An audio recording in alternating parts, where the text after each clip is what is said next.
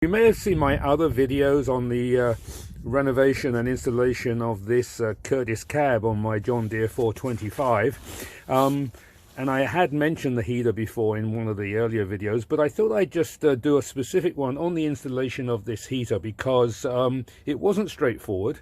This is the heater that came with the cab. I bought the cab used, obviously, and renovated it. I took it apart, I cleaned it, and I checked it out, and it needed some fresh paint on it, so I actually painted it green rather. It did come as in a black color, but I thought I had plenty of John Deere green, so I painted it green.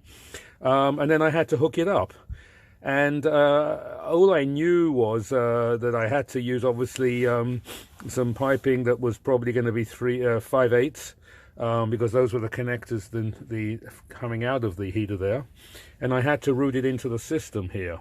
Well, most cab heaters, so they normally recommend a fixture that goes in where the heat sensor goes, right there, and connects through there. But I couldn't obtain one of those, not at a sensible price. My John Deere dealer called the Curtis Cab Company, and they wanted to sell me a kit for like $125 that they said didn't even include the tubing. And so all I was really interested in was that piece there and maybe a couple of hookups on the other side. So rather than spend all that money, I found that I could tap straight into the bypass hose, the 3/8 bypass hose. That's the hose that goes from the thermostat to the sensor area there. It's a loop, a bypass loop. So I hooked into that with a T, and essentially that's all that's feeding to that bypass. That's 3/8 anyway. So I hooked up there, ran it down here, put a shut-off down there on the, again, this is on the inside. This is the return here, the 5/8 hose that's going around to the other side, where I connect up to the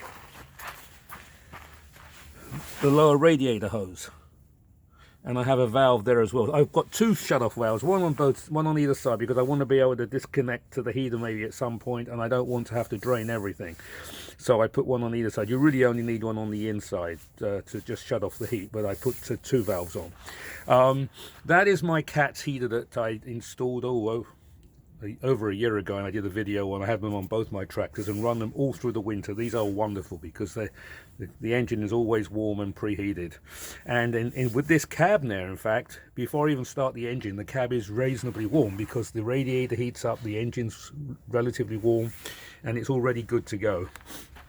So that's how I hooked up, and the heater is working very, very well.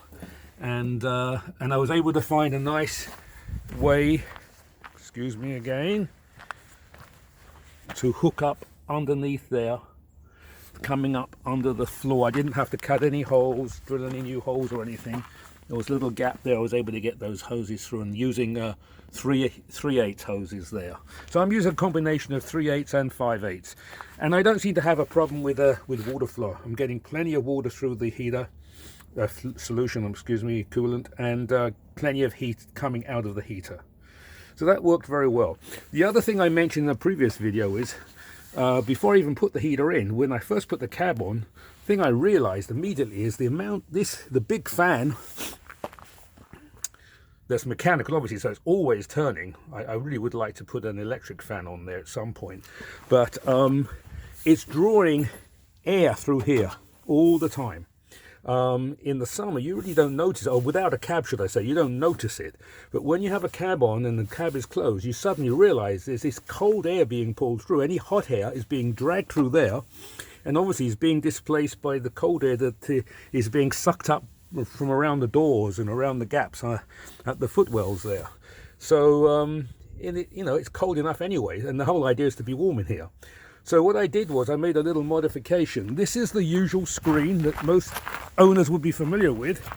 The screen that keeps the, bugs and whatever and grass and bits of fluff and that out of the radiator. And I figured, well, how about if I just make up a piece, and I used a piece of scrap diamond plate that I had. I'll show it with my other hand here, easy.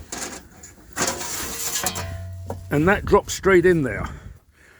Now, right now, all I have are those little holes across the top there. And I haven't had any, and then I've used it, run it quite a bit at high revs, full on engine, and it hasn't shown any signs of overheating or anything. In fact, I'm just going to shut this off yeah, so that plate just drops right in place there. I did put those little holes across the top there just to reduce the pressure. Right now, I've had no heating problems. There, it is cold, and I'm only going to use it in the cold. And if I have any risk of overheating, I'll just put the regular screen back in. But those little holes just keep the pressure down, but restrict the flow of air through there. And of course, this heater acts as an auxiliary radiator anyway.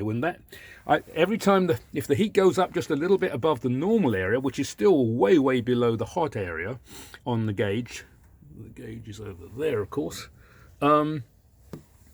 As long as you turn on the fan high, and it immediately brings it back down. So this acts as an auxiliary radiator. So that really works out very well. And if other people have that same concern about you losing your warm air being sucked out into the engine compartment, just make up a plate like this and drill a couple of holes in it just to release, and then maybe add a few more holes if you think it's necessary. But that really does the job. Okay, so this is my little heater, and again, the parts I used, by the way, I used for the hookups, I used what do you call it, PEX brass fittings, just regular barbed fittings. I found that for the 3/8 I was using 1/2-inch fittings, and for the 5/8 I was using 3/4-inch fittings.